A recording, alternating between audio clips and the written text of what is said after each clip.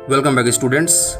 आज हम लोग poem asleep in the valley by Arthur Rimbaud के most important short question answer करेंगे। अगर आप लोगों ने इस पोएम के लाइन बाय लाइन मीनिंग और एक्सप्लेनेशन का वीडियो नहीं देखा है तो मैंने उसका लिंक डिस्क्रिप्शन और कमेंट बॉक्स में दे दिया है, आप लोग चाहें तो चेक कर सकते हैं। तो चलिए शुरू करते हैं, लेट्स स्टार्ट। क्वेश्चन नंबर 1 है, where does the slow stream flow, यानी धीमी नदी कहाँ बहती है। दोस्तों इसका आंसर होगा the slow stream flows through the small green valley, यानी धीमी नदी छोटी हरी भरी वादी में बहती है। नेक्स्ट है question number 2, where does the stream leave long strands of silver, यानी नदी चांदी की लंबी लंबी लकीरें कहाँ पे छोड़ती है। दोस्तों ये क्वेश्चन 2017, 2019 और 2022 में आ चुका है। इसका आंसर होगा The stream leaves long strands of silver on the bright green grass of the valley, यानी नदी चांदी की लंबी लंबी लकीरें वादी की रोशन हरी घास पे छोड़ती है। नेक्स्ट क्वेश्चन है question number 3, where are the soldier's feet placed, यानी सिपाही के पैर कहाँ पे होते हैं। दोस्तों ये क्वेश्चन 2020 में आ चुका है। इसका आंसर होगा the soldier's feet are placed among the flowers, यानी सिपाही के पैर फूलों में रहते हैं।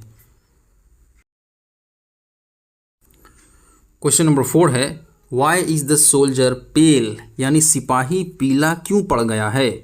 ये क्वेश्चन 2018 और 2022 में आ चुका है।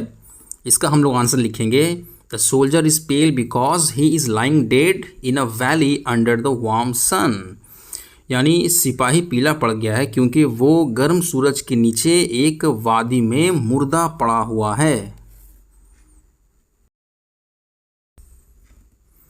फ्रेंड्स नेक्स्ट क्वेश्चन देखते हैं। Question number 5, what fills the hollow of the valley, यानी वादी के खोखलेपन को कौन सी चीज़ भर देती है। इसका आंसर होगा the sun rays fill the hollow of the valley, यानी सूरज की रोशनी वादी के खोखलेपन को भर देती है।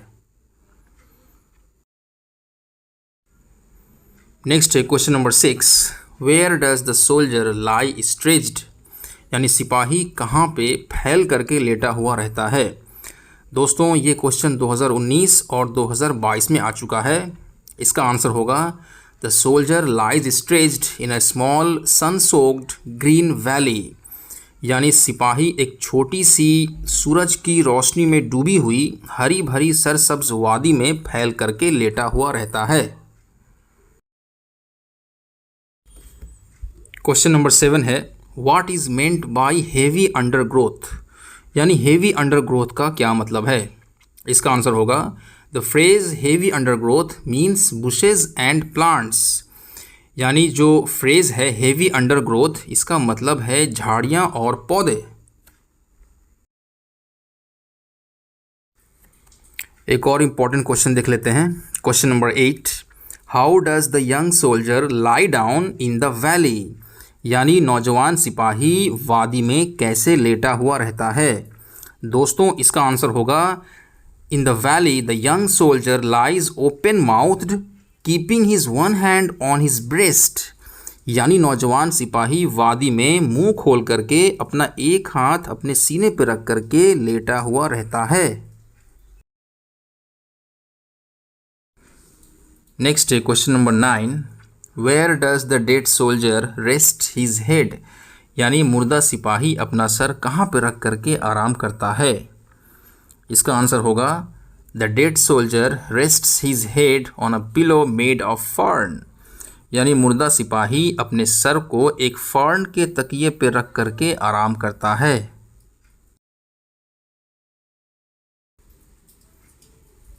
अगला क्वेश्चन देखते हैं। Question number 10, what is described as gentle without guile, यानी किस चीज़ को नर्म मुलायम बयान किया गया है जिसमें कोई धोखा कोई छल कपट नहीं है। ये क्वेश्चन 2017 में आ चुका है। इसका आंसर होगा the smile of the soldier is described as gentle without guile, यानी सिपाही की मुस्कुराहट को नर्म मुलायम बयान किया गया है जिसमें कोई धोखा कोई छल कपट नहीं है।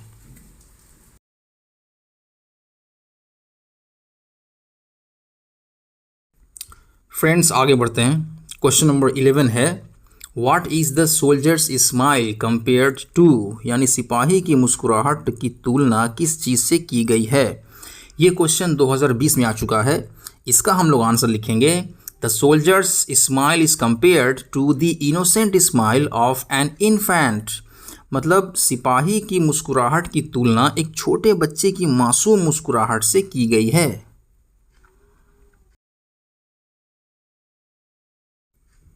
नेक्स्ट है question number 12 why does the poet ask nature to keep the soldier warm so that he may not catch cold. यानी पोएट नेचर से क्यों कहता है कि वो सिपाही को गर्म रखे ताकि उसे सर्दी न लग जाए। फ्रेंड्स ये क्वेश्चन 2016 में आ चुका है।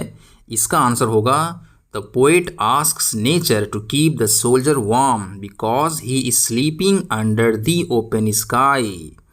मतलब पोएट नेचर से कहता है कि वो सिपाही को गर्म रखे क्योंकि वो खुले आसमान के नीचे सो रहा है।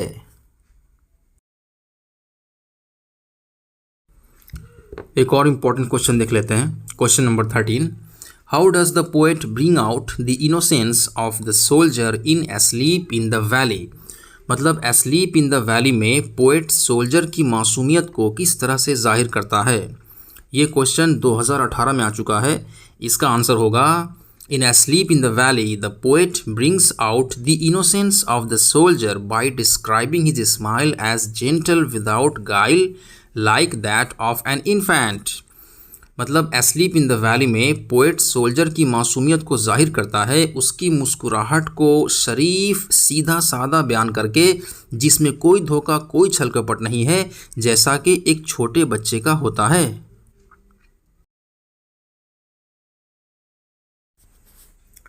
नेक्स्ट है question number 14 what is seen on the side of the soldier. यानी सिपाही के बगल में क्या दिखाई देता है। फ्रेंड्स ये क्वेश्चन 2023 में आ चुका है। इसका हम लोग आंसर लिखेंगे 2 red holes are seen on the side of the soldier. मतलब सिपाही के बगल में 2 लाल छेद दिखाई देते हैं।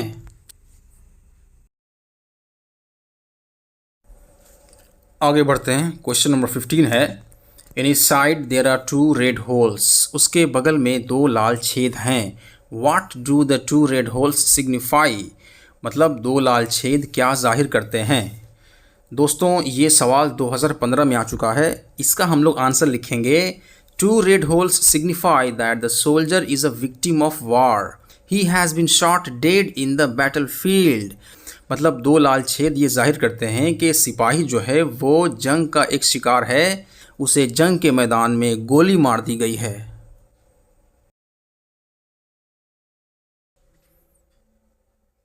फ्रेंड्स आइए अब हम लोग इस वीडियो का लास्ट क्वेश्चन देख लेते हैं।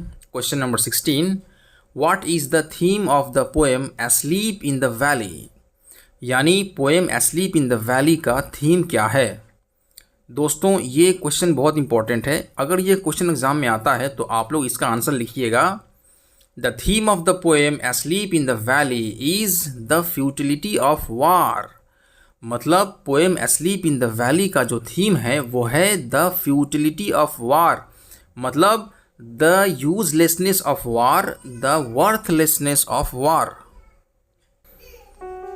अगर आपको ये वीडियो अच्छी लगी हो तो इसे लाइक करें और अपने दोस्तों के साथ शेयर करें। इस तरह के और वीडियोस देखने के लिए हमारे चैनल को सब्सक्राइब करें। बहुत जल्द मिलेंगे एक नए वीडियो में। जय हिंद, जय भारत।